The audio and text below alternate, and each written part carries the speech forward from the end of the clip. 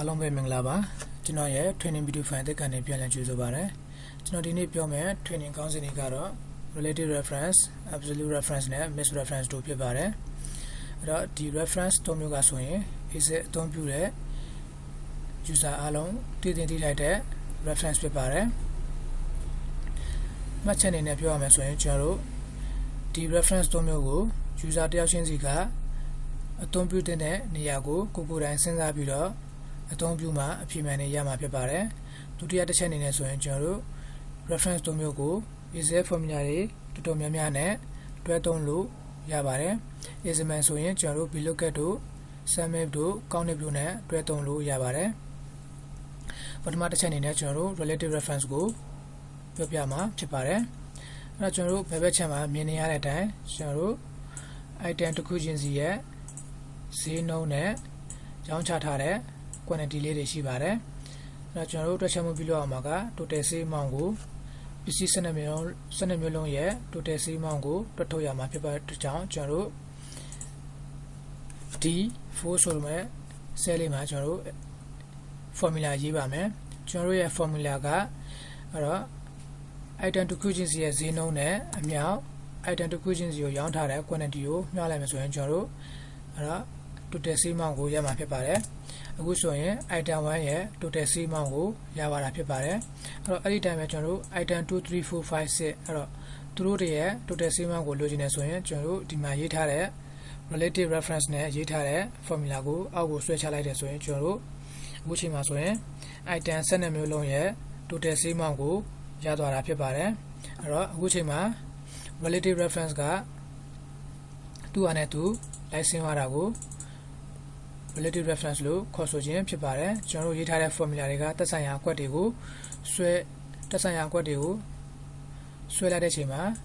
ကျွန်တော်တို့ရဲ့ formula လေးတွေကလိုက်ယူရတာကို relative reference လို့ခေါ်ဆိုခြင်းဖြစ်ပါတယ်ဒုတိယတစ်ချက်အနေနဲ့ပြောချင်တာက absolute reference ကိုပြောချင်ပါတယ် absolute reference ဆိုတာကျွန်တော်တို့လိုချင်တဲ့ data ကိုကျွန်တော်တို့လုံးဝ lock ခတ်ထားတာကို absolute reference လို့ခေါ်ဆိုခြင်းဖြစ်ပါတယ် Excel အနေနဲ့ဆိုရင်ကျွန်တော်တို့ဒီမှာတစ်ချက်ကြည့်လိုက်အောင်အဲ့တော့ဒီခါမှာလဲကျွန်တော်တို့ item တစ်ခုချင်းစီရဲ့ဈေးနှုန်း quantity လေးတွေ unit လေးတွေရှိပါတယ်အဲ့တော့ကျွန်တော်တို့ total sale amount ကိုတွက်ချက်မှုပြုလုပ်ရမယ်အဲ့တော့ total sale amount ထဲကနေမှကျွန်တော်တို့ရောင်းရတဲ့ amount ပေါ်မှာကျွန်တော်တို့ commercial tax 5% ပေးရမှာအဲ့တော့နောက်ထပ်တွက်ချက်မှုတစ်ခုပြုလုပ်ပေးရမှာဖြစ်ပါတယ်အဲ့တော့အရောင်းပမာဏများလေလေကျွန်တော်တို့အစိုးရကိုပေးရတဲ့ commercial tax များလေလေဆိုတော့ tax amount ကိုကျွန်တော်တို့တွက်ထုတ်ရမှာဖြစ်ပါတယ်အဲ့တော့ကျွန်တော်တို့ total amount မှာအရင်တွက်ပါမယ်အဲ့တော့ relative reference နဲ့အရင်တွက်ပါမယ်အဲ့တော့တစ်ခုချင်းစီရဲ့ဈေးနှုန်း B5 အမြောက်အဲ့တော့ total ဆိုအဲ့တော့တစ်ခုချင်းစီဘယ်လောက်ရောင်းထားလဲဆိုတာနှိပ်လိုက်မယ်ဆိုရင်ကျွန်တော်တို့ B5 နဲ့ C5 ကိုမြောက် formula ရေးပြီးတော့အောက်ကိုဆွဲချလိုက်မယ်ဆိုရင်သက်ဆိုင်ရာကျွန်တော်တို့ cell လေးတွေကရွေးသွားပြီးတော့အခုချိန်မှာဆိုရင်ကျွန်တော်တို့ပစ္စည်း12မျိုးလုံးရဲ့ total sale amount ကိုရရှိလာပါပြီအဲ့တော့ကျွန်တော်တို့ပစ္စည်းတစ်ခုချင်းစီပေါ်မှာကျွန်တော်တို့ကအစိုးရကို 5% commercial tax ပေးရမယ့်အတွက်ကြောင့်ကျွန်တော်တို့ဒီဘက်ချက်မှာအဖြစ် formula ရေးပါမယ်အဲ့တော့ပစ္စည်းတစ်ခုချင်းစီအမြောက်ပစ္စည်းတစ်ခုချင်းစီရဲ့ total sale amount အမြောက် 5% အဲ့တော့ကျွန်တော်တို့က formula ကိုဒီ formula လေးကိုကျွန်တော်တို့အောက်ကိုဖြည့်ရမှာဖြစ်တဲ့အတွက်ကြောင့်ကျွန်တော်တို့ဒီသက်ဆိုင်ရာဥစ္စာလေးတွေကလိုက်ယူရနိုင်တယ်ဒါပေမဲ့ဒီ E2 ကတော့ဒီကောင်လေးကတော့ရွေးသွားလို့မရဘူးကျွန်တော်တို့ formula ကိုအောက်ကိုဆွဲရတဲ့ခါတိုင်းမှာဒီကောင်လေးကလိုက်ရွေးလို့မရတဲ့ကြောင့်ကျွန်တော်တို့ဒီကောင်လေး E2 လေးကိုပေါ့နော် E2 ဆိုတဲ့ cell ကွက်လေးကိုကျွန်တော်တို့ F4 တစ်ချိန်နှိပ်ထားပါမယ်အဲ့တော့ဒီကောင်လေးကလုံးဝမရွေးတော့ပါဘူးအဲ့တော့အောက်ကိုကျွန်တော်တို့ formula ဆွဲလိုက်မယ်ဆိုရင်အဲ့တော့ E2 ဆိုတဲ့အကွက်ကနေလုံးဝမရွေးတော့ဘူးကျန်တဲ့ဒီဘက် total amount တွေကသက်ဆိုင်ရာ item ပေါ်မှာလိုက်ယူရပါတယ်အဲ့ဒါကိုကျွန်တော်တို့ absolute reference လို့ခေါ်ခြင်းဖြစ်ပါတယ်ကျွန်တော်တို့ဒီမှာအစိုးရက 5% မဟုတ်တော့ဘူးအဲ့တော့ 6% ပေးရမယ်ဆိုရင်ကျွန်တော်တို့တနေရာပဲပြောင်းအောင်မှာဖြစ်ပါတယ်အဲ့တော့6လို့ပြောင်းလိုက်မယ်ဆိုရင်သက်ဆိုင်ရာ item တစ်ခုချင်းစီပေါ်မှာပေးရမယ် tax တွေကပြောင်းရပါတယ်အဲ့တော့ 6% မဟုတ်တော့ဘူးအဲ့တော့ 3.5% ပဲပေးရတော့မယ်ဆိုရင်ကျွန်တော်တို့ 3.5 လို့ကျွန်တော်တို့ E2 D2 ထဲမှာရေးလိုက်မယ်ဆိုရင်ကျွန်တော်တို့အဖြေတွေကပြန်ပြောင်းသွားပါတယ်အဲ့တော့ကျွန်တော်တို့အခုပြောရတာက absolute reference သုံးပြီးတော့ကျွန်တော်တို့လိုချင်တဲ့ data တွေကိုကျွန်တော်တို့လုပ်ချင်တဲ့တွက်ချက်မှုတွေကိုပြုလုပ်ရတာဖြစ်ပါတယ်အဲ့တော့နောက်ထပ် example တစ်ခုအနေနဲ့ပြောချင်ပါတယ်နောက်ထပ် example တစ်ခုကကျွန်တော်တို့ကျောင်းသား10ယောက်ရှိပါတယ်ကျောင်းသား10ယောက်ကအဲ့တော့စာမိုးပဲဖြေထားတဲ့အပေါ်မှာစာမိုးပဲဖြေထားပါတယ်အဲ့တော့သူတို့ရဲ့ရရှိတဲ့အမှတ်တွေကတရားနဲ့တရားမတူပါဘူးအဲ့တော့ဖြေဆိုတဲ့စုစုပေါင်းအမှတ်က150ပေါ်မှာဖြေတာဖြစ်ပါတယ်အဲ့တော့တရားနဲ့တရားရတဲ့အမှတ်တွေကအဲ့တော့မတူအဲ့တော့ကျွန်တော်တို့ကဘယ်လောက် percent ရှိလဲအဲ့တော့ total ကဒီလောက်ဖို့ဖြေတယ်150ဖို့ဖြေတယ်အဲ့တော့သူတို့ရဲ့ဖြေနိုင်တဲ့သူတို့ရတာကဒီလောက်တရားနဲ့တရားရရှိတဲ့မှာကအရင်နေတယ်အဲ့တော့ကျွန်တော်တို့က150ပေါ်မှာသူတို့ရတဲ့ percent ကဘယ်လောက်လဲဆိုတာကိုတွက်ချက်ချင်ပါတယ်အဲ့ဒါကြောင့်ကျွန်တော်တို့ညီမျှချင်း test ကိုအစား150အဲ့တော့ကျွန်တော်တို့ formula ရေးပြီးတော့အောက်ကိုဆွဲချလိုက်တယ်ဆိုရင်သက်ဆိုင်ရာ B 22ကနေ23 24 25လိုက်ပြောင်းသွားလို့ရတဲ့အတွက်ကြောင့်ကျွန်တော်တို့ကဒီမှာဘာမှလုပ်စရာမလိုပါဘူးဒါပေမဲ့ကျွန်တော်တို့ဒီကောင်လေးက150ကလိုက်ယူပါလို့များတဲ့ကြောင့်ကျွန်တော်တို့ဒီကောင်ကိုဒီ19ကိုကျွန်တော်တို့ F4 နှိပ်ပါမယ်အဲ့တော့ F4 တစ်ချိန်နှိပ်လိုက်မယ်နှိပ်ပြီးတော့ကျွန်တော်တို့ internet ကြည့်ပြီးတော့ formula ကိုအောက်ဖြည့်ကြည့်လိုက်တဲ့အချိန်မှာကျွန်တော်တို့ဒီ19ကလုံးဝမယူဘူးဒါပေမဲ့သက်ဆိုင်ရာ student တွေရဲ့အမှတ်တွေကယူရမယ့်နေရာတွေကယူရတဲ့ကြောင့်ကျွန်တော်တို့ကအဆင်ပြေပါတယ်အဲ့တော့ကျွန်တော်တို့ဒီမှာပြောရတာက absolute reference 3နည်းကို example 2ခုနဲ့အသုံးပြုရတာဖြစ်ပါတယ်အဲ့တော့နားမလည်ဘူးဆိုရင် comment မှာကျွန်တော်တို့ comment လုပ်ပြီးတော့ပြန်မေးလို့ရပါတယ်နောက်ဆုံးတစ်ခုအနေနဲ့ကျွန်တော်ပြောချင်တာက miss reference ကိုပြောသွားမှာဖြစ်ပါတယ် miss reference မှာ2မျိုးရှိပါတယ်အဲ့တော့ကျွန်တော်တို့ပထမတစ်ခုက column ကို lock ခတ်တာနဲ့ဒုတိယတစ်ခုက row ကို lock ခတ်တာဖြစ်ပါတယ်အဲ့တော့ကျွန်တော်တို့ဒီမှာတစ်ချက်ကြည့်လိုက်ရအောင်ပါနော် example များအဲ့တော့ကျွန်တော်တို့ item တစ်ခုချင်းစီရဲ့ဈေးနှုန်းတွေကမတူဘူးပေါ့နော် item တစ်ခုက10နှစ်က20 item 3က30ဆိုပြီးတော့ကျွန်တော်တို့ပတ်စံ amount တွေရှိပါတယ်ဒီဘက်မှာဆိုရင်ကျွန်တော်တို့ segment 1 2 3 4 5ရှိတယ်အဲ့တော့ segment တွေရဲ့နာမည်ပေါ့နော် segment 1 2 3 4 5အဲ့တော့သူတို့ရောင်းချထားတဲ့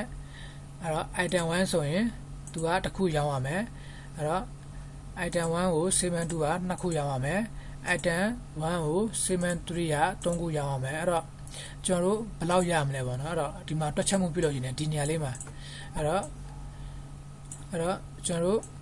D5 ကနေ H9 ထိကျွန်တော်တို့တွက်ချက်မှုပြုလုပ်ရှင်ပါတယ်အဲ့တော့မြောက်ချင်ပါတယ်အဲ့တော့ segment 1က item 1ကိုတစ်ခုရောင်းရမယ်ဆိုရင်ပတ်စံပေါင်းဘယ်လောက်ရလဲ segment 2ကအဲ့တော့ item 2ကိုနှစ်ခုရောင်းရမယ်ဆိုရင်ပတ်စံပေါင်းကဘယ်လောက်ရလဲဆိုတာကိုကျွန်တော်တို့တွက်ချုပ်ချင်ပါတယ်အဲ့တော့ကျွန်တော်တို့ဒီပတ်စံတွေက column မှာရှိတယ် column ဆိုတာ C column မှာပဲရှိတယ်ကျွန်တော်တို့ရဲ့10 20 30 40 50က C column တစ်ခုတည်းမှာပဲရှိတယ်အဲ့တော့ကျွန်တော်တို့က C column ကိုကျွန်တော်တို့တွက်ချက်မှုလုပ်ပြီးတော့အနောက်ကိုဆွဲသွားမယ်ဆိုရင်အဲ့ဒီတွက်ချက်မှုကနေကျွန်တော်တို့တွားယူရမယ့် data တွေကအနောက်ကိုလိုက်ရွေးလာလို့မရပါဘူးအဲ့တော့ဒီ column တစ်ခုတည်းမှာပဲနေရပါမယ်အနီရောင်လေးကကြတော့ကျွန်တော်တို့ row ဖြစ်ပါတယ်အဲ့တော့ 4 ထဲမှာကျွန်တော်တို့ရဲ့ရောင်းရမယ့် target တွေရှိပါတယ်အဲ့တော့ segment 1ကတစ်ခုရောင်းအောင်မယ်2ခု3ခု4ခုအဲ့တော့ segment 900လုံးရဲ့ data ကကျွန်တော်တို့ row တစ်ခုတည်းမှာရှိပါတယ်အဲ့တော့ row ကို lock ခတ်မယ်ဆိုရင်ကျွန်တော်တို့ F4 နှစ်ခါနှိပ်မယ် column ကို lock ခတ်မယ်ဆိုရင်အဲ့တော့ F4 3ခါနှိပ်မယ် column ဆိုရင်3ခါ row ဆိုရင်2ခါနှိပ်မယ်အဲ့တော့ကျွန်တော်တို့ကဒီမှာဘယ်လောက်ရောင်းရမယ်ဘယ်လောက် amount ရမလဲဆိုတော့ကျွန်တော်တို့တွက်ထုတ်ရှင်ပါတယ်အဲ့တော့ equal to 10အဲ့တော့ column မှာရှိတဲ့ကြောင့်ဒီကောင်က column မှာရှိတဲ့ကြောင့်ကျွန်တော်တို့ formula ရေးပြီးတော့အနောက်ကိုဆွဲပါတယ်ဆိုရင်အဲ့တော့သက်ဆိုင်ကအနောက်ကွက်ကိုဒီကောင်လေးက10ကနေလိုက်ရွေးပါမှာဖြစ်တဲ့ကြောင့်အဲ့တော့မရွေးအောင်ကျွန်တော်တို့ကတခါတည်း column ကို lock ခတ်ထားမယ်ပေါ့နော်အဲ့တော့ column ကို lock ခတ်မယ်ဆိုရင် F4 3ကအဲ့တော့နှိပ်မယ်ကျွန်တော်1 2 3အဲ့ဒါဆိုရင် column ကိုကျွန်တော် lock ခတ်လိုက်ပြီကြည့်ရင်အမြောက်အဲ့တော့ item 1ရဲ့ဈေးနှုန်းက30အဲ့တော့ segment 1ရဲ့ရောင်းရမယ့် target က1ဆိုရတဲ့ကြောင့်1မှာနှိပ်လိုက်မယ်အဲ့တော့အဲ့ဒီ formula ရေးပြီးတော့ကျွန်တော်အောက်ကိုဆွဲသွားတယ်ဆိုရင်အဲ့တော့ D4 ကအခုချိန်မှာဆိုရင် relative ဖြစ်နေတဲ့ကြောင့်အဲ့တော့သက်ဆိုင်ရာ live ရွေးသွားနိုင်တယ်ပေါ့နော်အဲ့တော့မရွေးအောင်ကျွန်တော်တို့အဲ့တော့ဒီကောင်ကို data တွေကဒီအနီအောင်လေးခတ်ထားတဲ့ data က row မှာရှိထားတဲ့ကြောင့်အဲ့တော့ row ဖြစ်တဲ့ကြောင့်ကျွန်တော်တို့ကမရွေးအောင် F4 နှစ်ခါနှိပ်မယ်အဲ့တော့1 2အဲ့တော့ကျွန်တော် miss reference လုပ်ပြီးရအဲ့ဒါဆိုရင် miss reference လုပ်ပြီးရအဲ့တော့ enter နှိပ်လိုက်မယ်ဆိုရင်ကျွန်တော်တို့အဲ့တော့ segment 1 က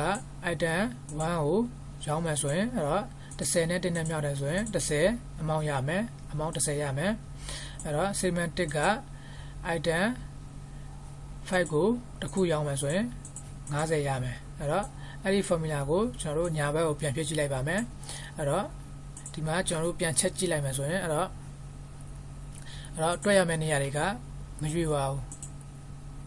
အဲ့ကျွန်တော်တို့ရဲ့30နဲ့အဲ့တော့9နဲ့မြောက်တယ်ဆိုရင်150ရပါတယ်အဲ့တော့ကျွန်တော်ဒီဟာလေးကိုတစ်ချက်ဖြတ်ကြည့်လိုက်မယ်ပေါ့နော်အဲ့တော့ကျွန်တော်တို့ပြန် check in လုပ်ကြည့်လိုက်မယ်အဲ့တော့50နဲ့9နဲ့မြောက်တယ်ဆိုရင်250ရမှာအဲ့တော့ကျွန်တော်တို့ရဲ့တွက်ချက်မှုကအခုဆိုရင်မှန်တယ်အဲ့တော့10တက်လီ10 10နဲ့လီ20 10 3လီ30 10 4လီ40 10 5လီ50အဲ့ဒီတိုင်းပဲ9တက်လီ50 50နဲ့လီ100 53လီ150 54လီ200အဲ့တော့အခုဒီမှာပြသွားတာကကျွန်တော် miss reference 3နည်းကိုပြသွားတာဖြစ်ပါတယ်အဲ့တော့နားမလည်ဘူးဆိုရင်ကျွန်တော်ကိုပြန်မေးလို့ရပါတယ်အဲ့တော့မေးချင်တယ်ဆိုရင်ကျွန်တော်ရဲ့ YouTube channel ရဲ့ comment box မှာမေးလို့ရပါတယ်အဲ့တော့ကျွန်တော်ရဲ့ဗီဒီယိုလေးကိုသဘောကျတယ်ဆိုရင်မိမိတို့ရဲ့တငယ်ချင်းတွေနဲ့မျှဝေလို့ရပါတယ်ဒီကြတော့ကျွန်တော်ရဲ့ channel ကို subscribe လုပ်ထားမယ်ဆိုရင်ဗီဒီယိုသစ်လေးတွေထွက်လာမယ်ဆိုရင်မိတ်ဆွေတို့ရှိအရင်ဦးဆုံးရောက်မှာဖြစ်ပါတယ်အားလုံးကိုကျေးဇူးတင်ပါတယ်